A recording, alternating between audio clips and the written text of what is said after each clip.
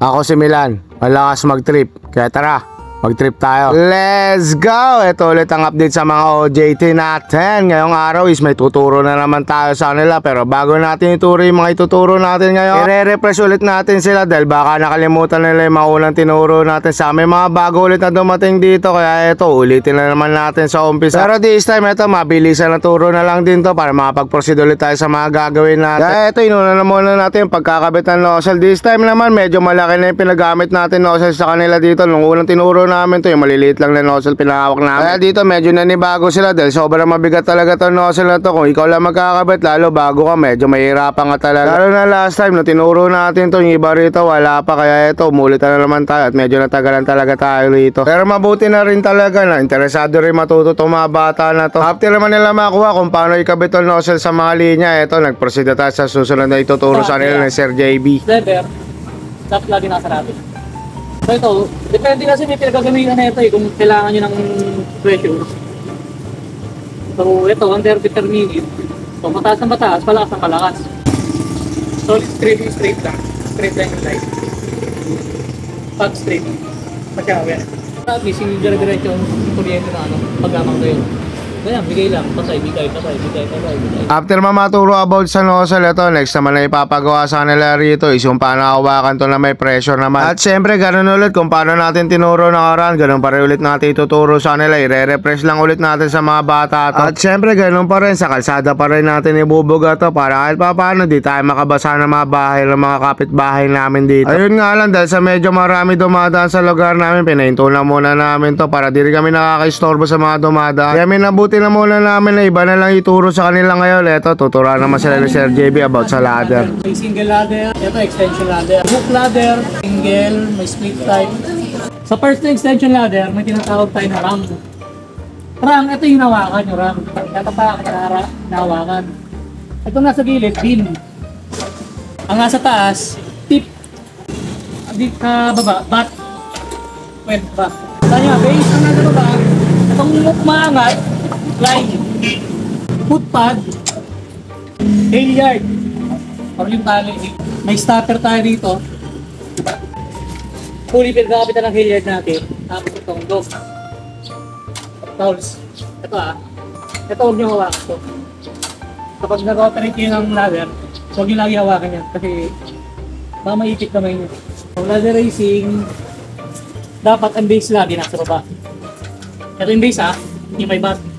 Ay may pat base. Yung fly nasa ibabaw. So, tinawag na rang race, kasi saan kayo hawak? Or sa sarang kayo nakaharap? Rang race. At nasa masisikip kayo, mas kinita, hindi na kayo makakaikot-ikot. Diretso patong na. O, assume nyo ito yung pader. Pag ito yung pader, assume nyo ito yung pader. Hindi na kayo makakapihit-pihit. Beam race naman tinatawag. Beam race. Kasi beam ang nagamitin natin. So imagine niyo ganyan lang kasi kalit ang kalsada. Beam race. Patong na. Diretso patong na sa akin. Kasi kung mag-run race kayo, ipihit-pihit. Hindi ko pa kayo. Diretso na yan. Tayo na single man. Single carry. Single man carry. So kasi pag bubuhat tayo, kahit pag sa ladder, ingatan nyo palagi yan. Yung lower back na. So dapat, be mindful tayo sa mga ginagawa natin. So pag magbubuhat, ingatan yung lower back, huwag kayo magbubuhat pa ganyan. Kasi lower back nyo ang mag-adjust. So magamitin yung legs. Lagi kayong mag-bend ng legs. Pwede nyo ipatok sa legs nyo.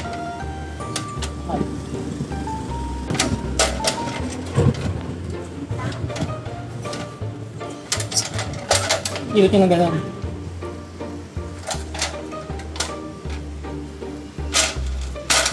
Tapos, dapat na lagi nakababa yung tip. Lagi nakababa yung tip Lagi nakababa yan. Kasi mamaya may tao sa likod, magaling siya ito, tamaan. Lagi nakababa pa ganyan. Then, meron tayong 2-man carry, saka 3-man, 2 to 4-man carry. 2-man carry, 3-man carry, 4-man carry. Diretso tayo na. Bakit ka guna? Up.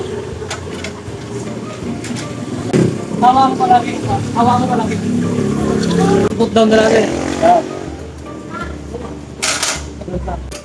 Lagi yung legs natin. Up.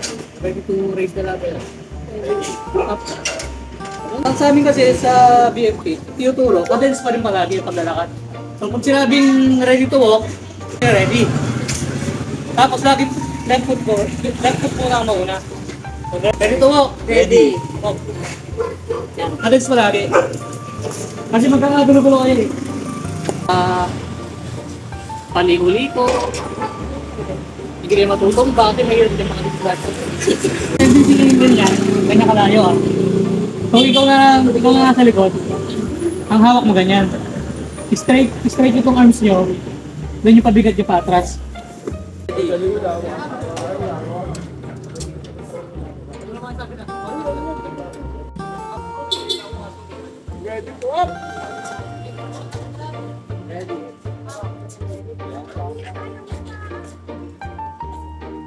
Nice, very good.